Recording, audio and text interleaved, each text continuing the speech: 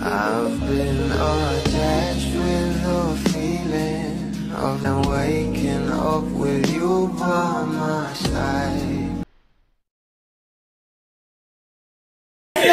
May times talaga na-down ako. And I really talk to him. I tell him na he prays for me. And yeah, he actually, sometimes if I feel down, sasabihin ko, can you pray for me? Because I don't feel like myself today, ganon. And he's been very supportive.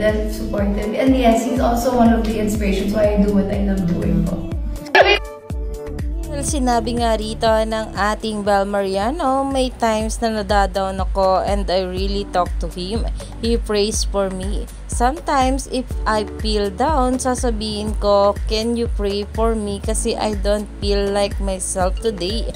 And he's just being very supportive, and yes, he's also one of the inspirations why I do what I love doing. #DonBel. At talaga namang sobrang saya nga rito ng mga bula. Talaga namang ito ang ating couple na sila Donnie at Bel ay God-centered nga talaga. Kaya naman endgame na nga raw ito dahil may dasalan na ayon pa sa mga bablis.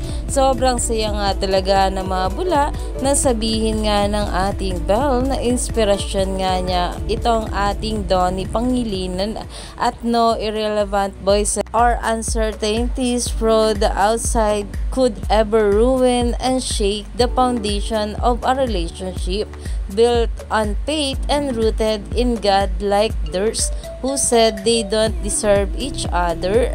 Dahil grabe nga talaga itong ating couple magsuportahan. Kaya naman stay tuned lang tayo for more update kila Donnie at Bel sa mga susunod pa na ayuda.